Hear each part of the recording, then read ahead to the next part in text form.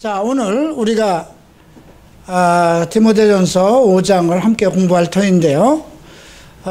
이 내용은 이제 바울의 후계자 되는 이제 디모데에게 앞으로 목양을 함에 있어서 어떻게 해야 할 것인가, 그 지혜를 전하는 것입니다. 그래서 이 내용은 지도자들에게도 필요한 말씀이지만, 이 말씀 속에 나오는 성도들에 관한 말씀에 대해서도 여러분들이 귀를 기울여 들어야 할 부분이기도 합니다. 4장에서 우리가 살펴본 것은 성도의 거룩함입니다. 여러분들이 성도라는 것은 거룩한 무리를 얘기합니다. 우리가 거룩해질 수 없는 죄성을 가지고 있는 사람들로 태어났다는 것입니다.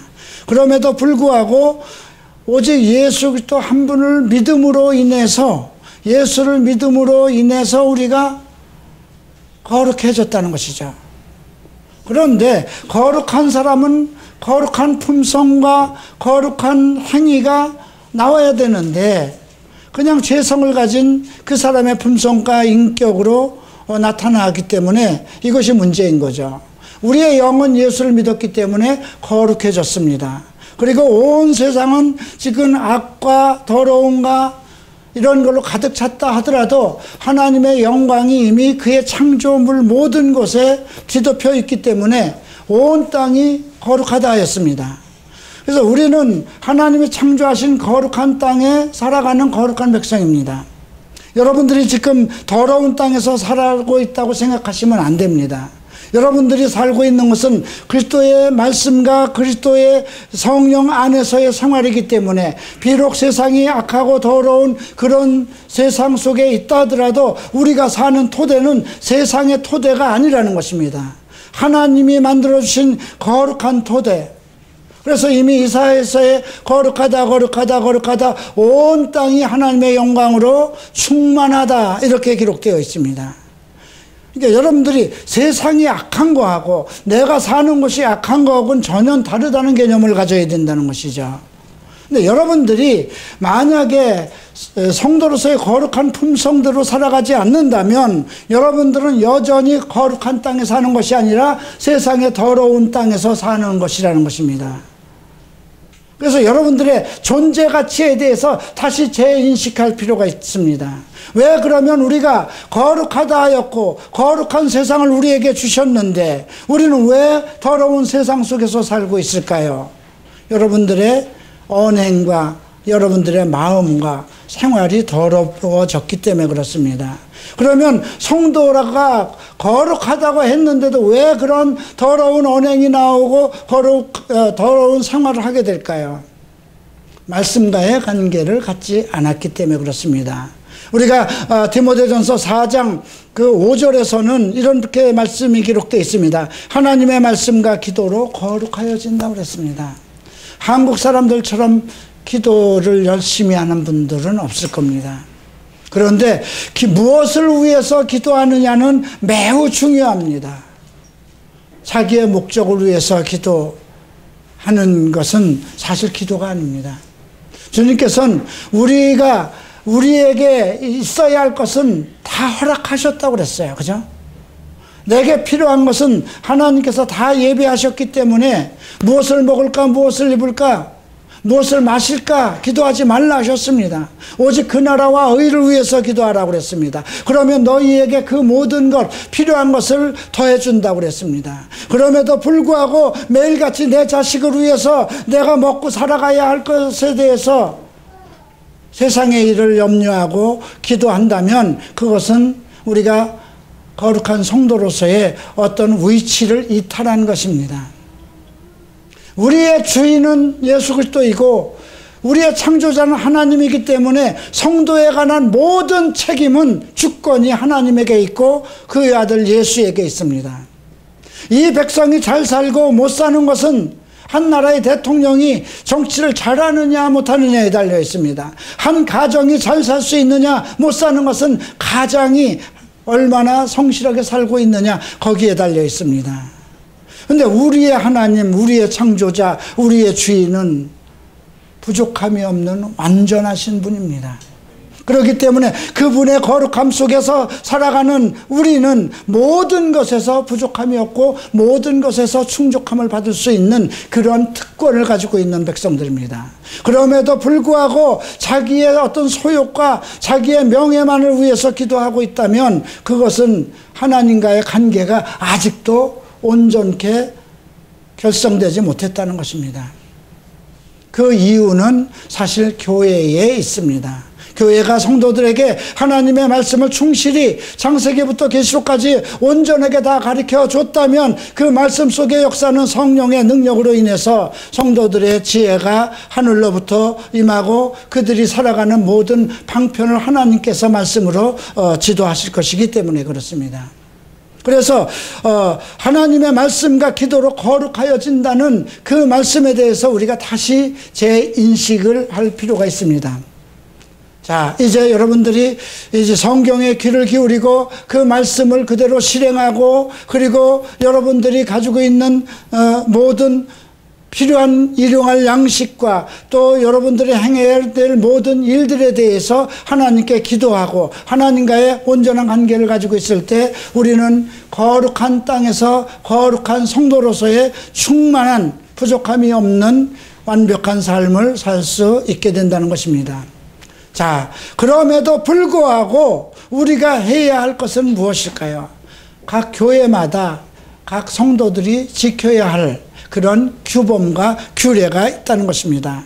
저는 이것을 목양의 지혜라고 생각합니다. 자, 바울은 오늘 제일 먼저 교회 안에 어떠한 규례를 먼저 언급하고 있습니다. 늙은이에 대해서 노인들에 대한 정책을 언급하고 있는 겁니다.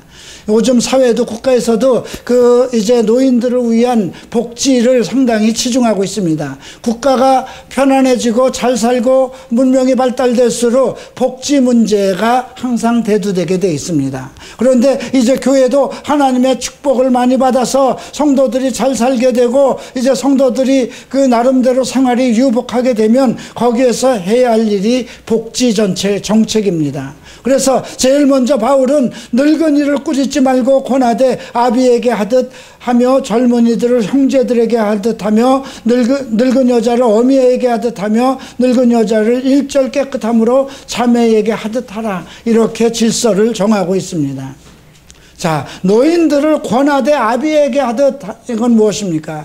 목사가 젊어서 목사가 돼도 교회 안에는 노인들이 있게 마련입니다. 그러면 노인들이 아직 믿음에 온전히 깨우치지 못해서 자기의 아집과 고집대로 잘못할 수도 있다는 것입니다. 내가 보기에는 장로로서, 내가 보기에는 그 집사로서 저분이 온전한 행동을 하지 못한다고 그래서 말씀을 내가 좀 안다고 그래서 함부로 그 사람을 공격하든가 해서는 안 된다는 것이죠.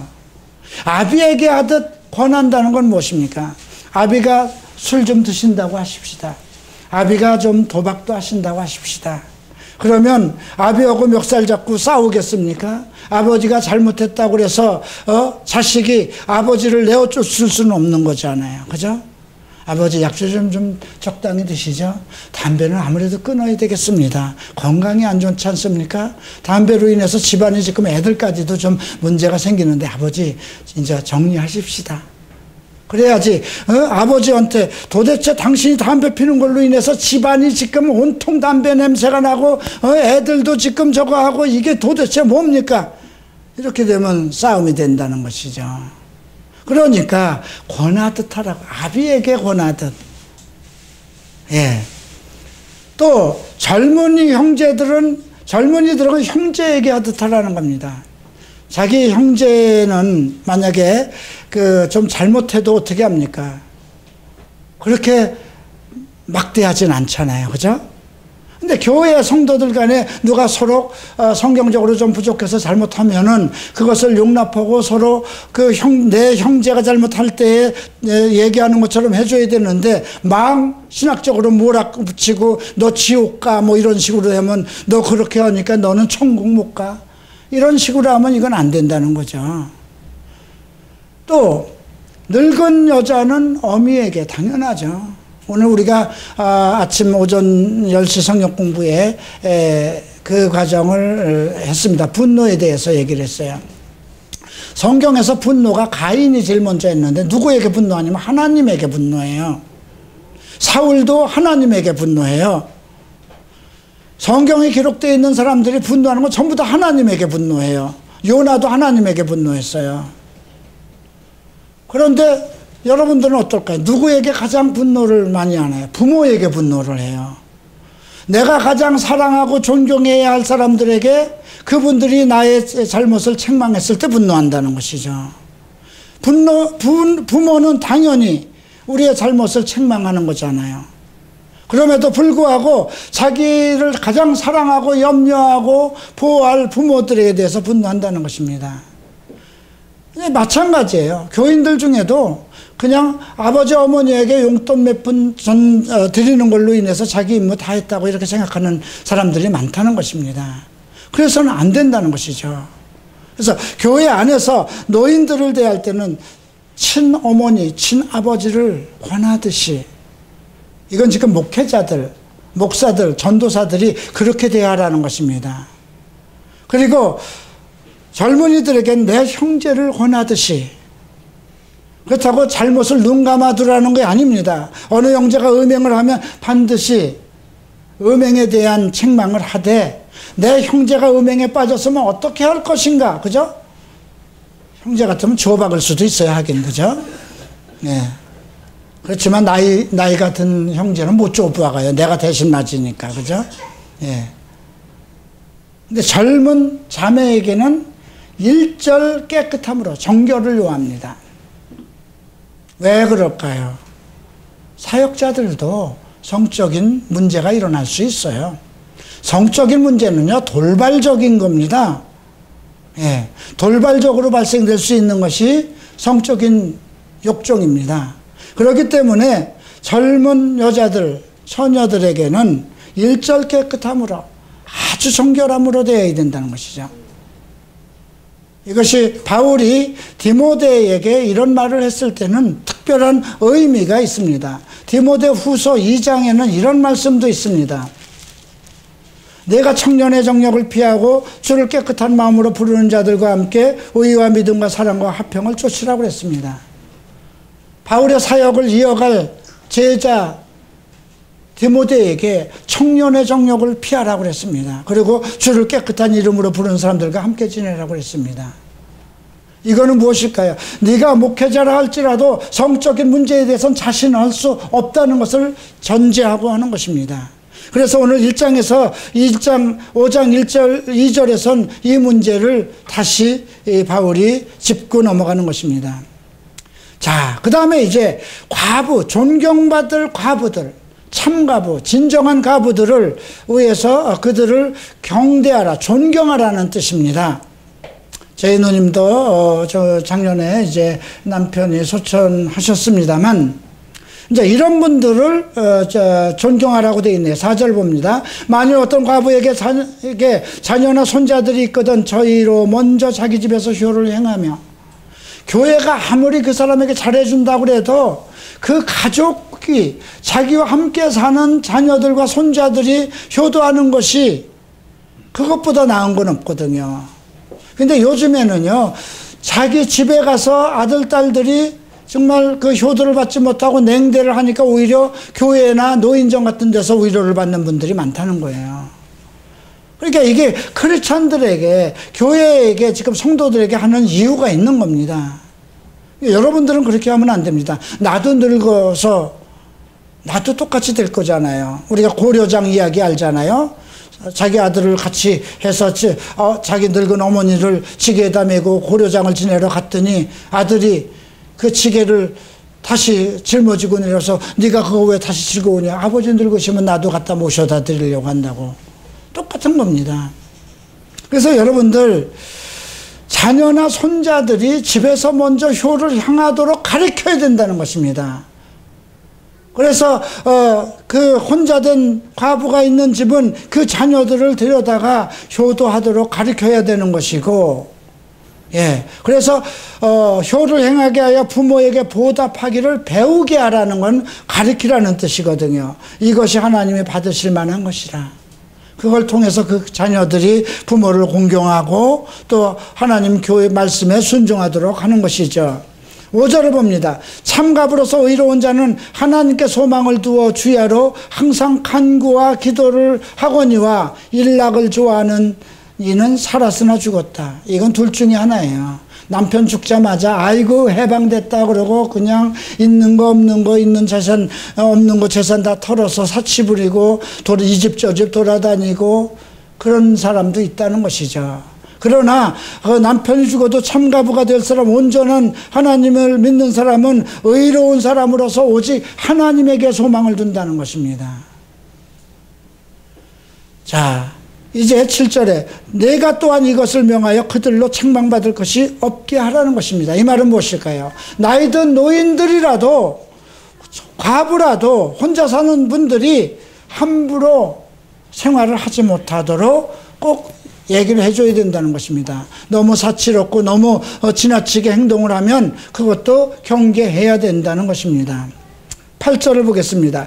누구든지 자기 친족 특히 자기 가족을 돌아보지 아니하면 믿음을 배반하는 자여 불신자보다 더 악한 자다. 여러분 이 말씀 상기해야 됩니다. 내 가족 중에 믿지 않는 자들은 더 잘 섬겨야 된다는 것입니다. 가족을 돌아보지 않고 내버려 둔다면 불신자보다 믿지 않는 자보다 다 악하다는 겁니다. 여러분들 그래서 집안에 있는 노인들 정말 그분들을 정말 잘 섬기고 해야 되는 것입니다. 자 9절에 과부로 명부에 올릴 자는 나이 60이 덜 되지 아니하고 한 남편의 아내 되었던 자로. 요즘은 우리나라가 65세죠. 예, 근데 여긴 60세로 되었습니다. 이건 뭐 시대적으로 다를 수도 있는 것인데요. 일단 자기가 벌어서 먹을 수 있는 사람들은 자기들이 생활을 할 수 있도록 해야 된다는 것입니다. 그러나 자기가 수족을 움직이기 어려운 분들은 교회가 그들을 명부에다 올려서 특별히 보호해 줘야 된다는 것이죠. 그러면 그 교회에서 보호해줄 명단에 올라갈 사람들은 어떤 사람인가? 첫째는 60이 덜 되지 아니하야 되고 한 남편의 아내가 되었어야 된다는 것이죠. 그 다음에 선한 행실의 증거가 있는 자녀를 양육하며 혹 나그네를 대접하며 혹은 성도들의 발을 씻기며 혹은 환난당한 자를 구제하며 혹은 모든 선한 일을 쫓은 자라야. 나름대로 선한 행실, 나그네를 접하고 성도들을 도와주고 선한 행실의 증거가 있어야 된다는 것이죠.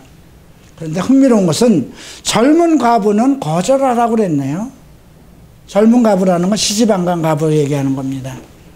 한국에 얼마나 시집 안 간 과부들이 교회에서 활동을 많이 합니까? 이거 문제라는 거예요. 이는 정력으로 그리스도를 배반할 때에 시집가고자 합니다.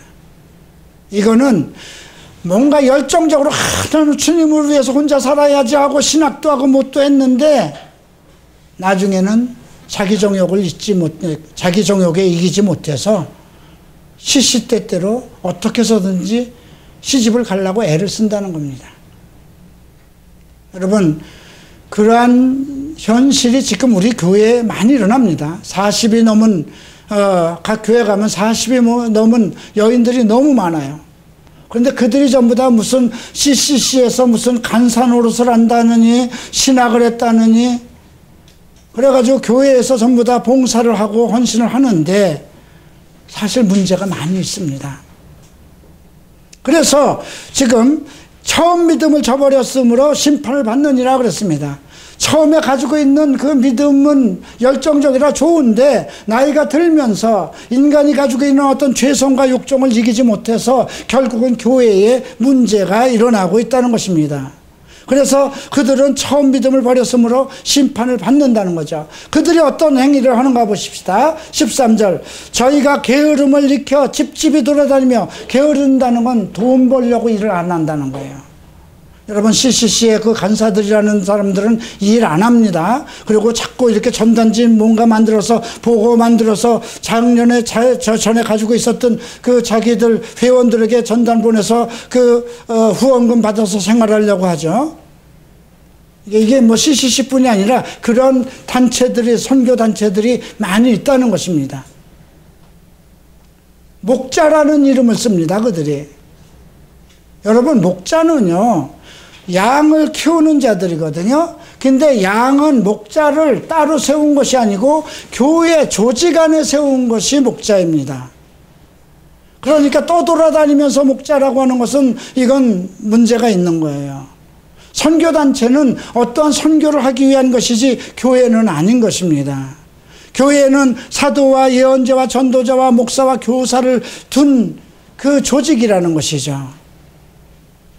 그런데 게으름을 일으켜서 집집에 돌아다니고 게으를 뿐 아니라 망령된 편놈을 하며 하나님의 말씀에 대해서 함부로 얘기한다는 것이죠.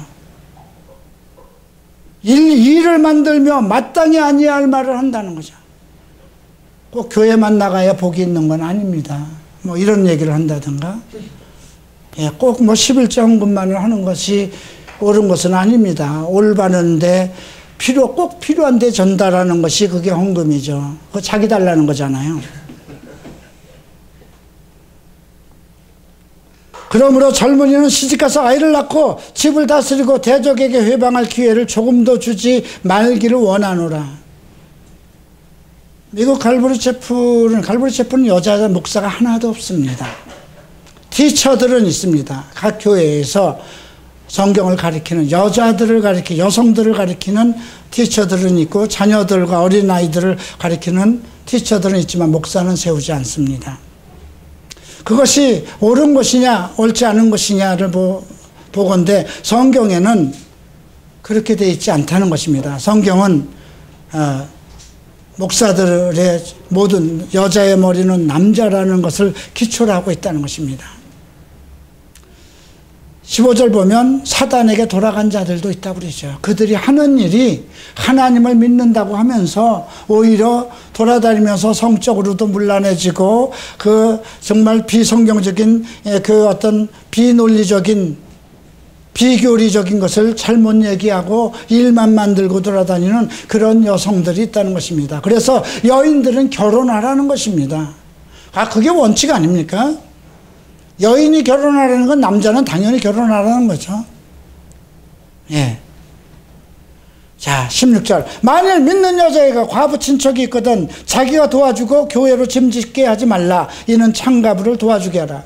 너무나 그냥 뭐 60살 이상이 막 몰려드는데 과부들이 많으니까 교회가 다 짐을 질 수는 없잖아요. 그러니까 젊은 가족이 있는 사람들은 자기네들이 가능한 한 그걸 맡으라는 것이죠. 이렇게 해서 이제 그 근데 여긴 전부 다 여자들에 관한 얘기를 제지를 많이 한 것을 봐서 여자들이 교회 안에서 잘못을 더 많이 하는 것 같이 이렇게 보여지기도 하는데요.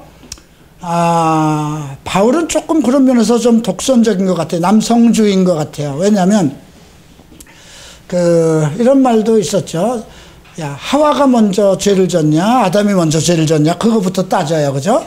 하와가 먼저 죄를 졌다. 그러니까 여자들을 좀 너무 나서지 말라 이런 논지를 쓰는데 그게 그 시대에 쓰니까 이게 통했지. 지금 시대하면 여성 단체에서 아마 고발당했을 겁니다, 그죠? 어쨌든지 간에 근데 여전히 교회는 여자가 많습니다. 그리고 사모가 너무 설쳐서 문제되는 교회도 많다고 들었고요.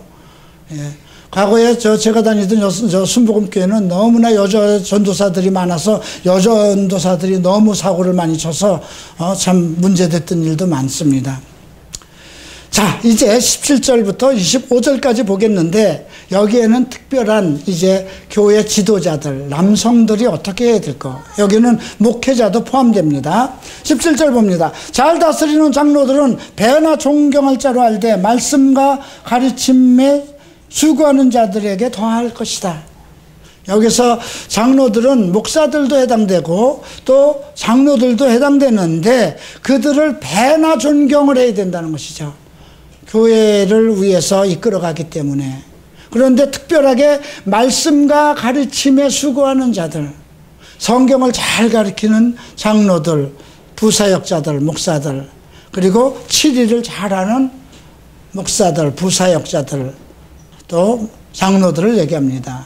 그들을, 그런 일에 헌신한 사람들을 존경하라는 것입니다. 그리고 18절에는 성경에 일렀을 때 곡식을 밟아 떠는 소의 입에 망을 씌우지 말라 하였고 또 일꾼이 그 삭을 받는 것이 마땅. 그들의 생활에 대해서 교회가 깊은 관심을 가져줘야 된다는 것입니다. 나는 아직 뭐 내 생활 내가 꾸려나가는데 나중에 이제 내가 뒷방 노인네가 돼서 있을 때 제 밥을 누가 챙겨줄 것인지. 근데 요즘 한국 교회를 보면 전임자들 다 그만두고 나서 싸움이 일어나잖아요. 그러니까 그분을 잘 공경을 해줘야 되는데 공경을 안 해주니까 그분이 다시 목회하겠다고 나오는 거예요. 그렇죠? 그러면 교회가 두 쪽 나지 않겠어요? 자, 우리 교회가 한 몇백 명 된다고 하십시다. 제가 나이가 돼서 이제, 저 은퇴하겠습니다. 그리고 이제, 교회가 다 내 생활을 나름대로 해줄 걸 믿고, 이렇게 했는데, 한 1년은 잘 주더니, 이제 교회가 어렵습니다. 다 부사역자도 늘어나고, 선교병도 늘어났는데, 이제 목사님 못하겠습니다. 하고, 반 토막을 내든가, 3분의 1 토막을 내면, 화가 치밀겠죠? 화가 치면 어떻게 될까요? 그 중에 아직도 내 제자들이 몇 명 있지 않겠습니까? 그럼 불러내서 쏙닥쏙닥 해서 너희들 만족하냐 그러면 만족하다고 하는 사람은 별로 없어요, 다들. 왜냐하면 만족하지 않을 놈들만 불러다가 물어보니까 그러면 그 애들 데리고 야, 아무래도 그러면 교회를 개척해야 되지 않겠느냐? 그래 놓고 그 애들 쏘삭쏘셔서 교회 개척해 놓고 자기가 들어가는 거죠. 예. 내가 이렇게 되지 않도록 여러분들, 내가 은퇴했을 때 저는 21년 동안 여러분을 한 푼도 안 줬으니까 퇴직금 21년 동안 안 받은 삭 다 해줘야 되고요. 또 엄청납니다. 여러분들 집 있는 거 팔아서 줘야 할지도 모르겠고요. 예. 어쨌든 참 이 말은 내 마음에 쏙 뜨네요. 18절 말씀 성경에 읽었을 때 곡식을 밟아 떠는 소의 입에 망을 씌우지 말라 하였고 또 일꾼이 그 삭을 받는 것이 마땅하여다. 이거 다 노인들 이제 교회 일선에서 떠나서 의지할 노인들 나이 든 사람도 그렇잖아요. 교회가 책임지라는 것입니다. 또 한 가지 문제가 19절에 나오죠. 장로에 대한 송사는 두세 증인이 없으면 받지 말 것이다. 내가 만약에 또 장로들이 어떤 잘못을 했는데 두세 증인이 없으면 그거 받으면 안 된다는 거죠. 잘못할 수도 있잖아요. 그러나 확증, 잘못한 것에 대한 것이 있어야 교회가 그 문제를 논한다는 것이죠. 그리고 범죄한 자들은 근데 이 두 가지가 나와요. 장로에 대한 어떤 송사가 있으면 함부로 받지 말라는 말씀도 있지만 그 사람이 범죄한 것이 확실하거든. 20절이죠. 범죄한 자들을 모든 사람 앞에 꾸짖어 나머지 사람들을 너 두려워하라. 그가 전임 목사라 할지라도, 그가 현직 장로라 할지라도, 그가 도박을 했다든가, 술 취해서 이상을 했든가, 바람을 피웠다든가, 아내를 학대했다든가, 교회 돈이나 이런 것을 잘못했다든가, 그건 범죄잖아요. 그죠? 그거는 숨겨주면 안 된다는 것입니다. 그 사람을 징계해서 교인들로 하여금 들었게 하라는 것입니다. 자, 21절부터 보면 그 일에 바울이 얘기하는 겁니다. 하나님과 그리스도 예수의 택하심을 받은 천사들 앞에 내가 엄히 명하노니, 이건 모든 성도들에게 다 얘기하는 것입니다. 너는 편견 없이 이것들을 지켜 아무 일도 편벽되지 말라. 편벽되지 말라는 건 한쪽 편을 듣는 일이 없어야 된다는 거죠. 목사들도야 이쪽 귀가 가렵잖아요. 그죠? 그리고 자기한테 좀 까칠한 말 하는 사람은 싫잖아요. 그죠? 그리고 뭔가 자꾸 이렇게 평양냉면도 사주고 한우도 갈비도 잘 사주고 하면 그쪽으로 쏠리게 마련이잖아요. 그죠? 그 목사가 좋아하는 정말 한우 갈비를 사주면서 자꾸 쏙닥쏙닥 하면 저 장로 못 쓰겠습니다. 저 전도사 못 쓰겠습니다. 그러면 그렇게 되는 거잖아요. 편견 갖지 말라는 것입니다. 편견 가질 수 있을 것 같아요. 제가 이렇게 생각해도. 그런데 이것을 천사들 앞에서 내가 명한, 하나님과 예수 그리스도의 천사들 앞에 명한다, 이 말은 절대로 그러면 안 된다. 그걸로 인해서 교회가 분열되는 것이기 때문에 그렇죠. 그 다음에 22절, 아무나 경솔히 안수하지 말고 후계자 아무나 세우지 말라는 것입니다. 예. 제가 과거에 갈보리 채플 막 시작하고 나서 갈보리 채플에서 안수받으려고 오는 사람들 몇 분들이 있었어요. 그 리키 라이언 목사가 왔을 때도 두 사람을 세웠는데 상당히 회개합니다. 예. 경솔히 안수하지 말고 다른 사람의 죄에 너무 간섭하지 말고 내 자신을 지켜 정결케 하라. 자기 관리를 잘하라는 것이죠. 또 안수는 하나님의 일을 할 사람이기 때문에 함부로 하지 말라는, 경솔히 하지 말고 누가 죄를 지었으면 그 죄에 간섭하지 말라는 거예요. 누가 고소가 사건이 있으면 거기에 개입되지 말라는 거예요. 누가 부부 싸움이 막 일어나서 이혼 직전에 일어났어도 그들이 온전히 화해할 수 있도록 하는 건 하지만 그 잘잘못에 빠져들어서 끼지 말라는 것이죠. 특별하게 23절 말씀은 이 친구가 막 위가 좀 안 좋았던가 봐요. 이제부터는 물만 마시지 말고 내 피우야 자주 나는 병을 인하여 포도주를 조금씩 써라. 죄종들이 아마 디모데에 국한된 것이겠지만 바울을 따라다니면서 얼마나 고생을 많이 했겠어요. 그죠? 먹을 거 먹지 못하고 바울이 감옥에 들어가 있으면 그냥 금식으로 기도했겠죠. 그러니까 위가 다 버리는 거겠죠. 그러니까 자꾸 그 몸이 아파서, 그래서 그때는 뭐 병이 지금부터 그 병원이 발달되어 있지 않고, 그러니까 의학이 발달되지 않고 하니까 포도주를 조금씩 쓰라고 그랬습니다. 그 당시 술을 먹지 말라고 이미 명령이 됐잖아요. 에베소서에서. 그러니까 그런 말씀 때문에 술을 좀 먹어야 그게 진통도 가라앉히고 하는데, 아마 그래서 이런 부탁을 한 것 같습니다. 내 자주 일어나는 너의 병을 위해서 포도주를 조금씩 써라. 지도자가 알코올 중독자가 될 건 아니잖아요. 그렇죠? 예. 그렇다고 이거 술 먹어도 된다는 얘기 아닙니다. 예. 조금만, 속이 거북해, 더부룩해. 그리고, 여기 포도주 먹으라고 그랬으니까 먹어도 죄는 아니야. 그렇게 말하는 사람들에겐 위가 더 나빠질 겁니다. 예. 24절과 25절 보면 이 말씀은 여러분들이 잘 생각해 봐야 돼요. 어떤 사람들의 죄는 밝히 드러나 먼저 심판대에 나가고 어떤 사람들의 죄는 그 뒤를 쫓나니. 이건 뭐예요? 어떤 죄든지 다 백일하에 드러난다는 것입니다. 그렇기 때문에 그 죄를 추궁하고 막 그렇게 밝히려고 하지 말라는 거예요. 아마 내가 우리 교회의 어떤 청년들의 문제를 가지고 이 죄가 드러나나 하고 현미경으로 보듯이 이렇게 한다면 교회 못 오죠. 그죠? 다른 사람의 죄에 간섭하지 말고, 그렇다고 해서 묵인하지 말라는 거예요. 드러난 죄에 대해서는 얘기를 해야 되는데, 드러난 죄가 드러나기 전에 해야 할 일이 있죠. 죄를 짓지 않도록 해주는 것이, 그죠? 예. 그래서 마지막 절에 그렇게 되어 있습니다. 이와 같이 선행도 밝히 드러나고 그렇지 아니한 것도 숨길 수 없다. 선과 악은 반드시 드러난다는 것입니다.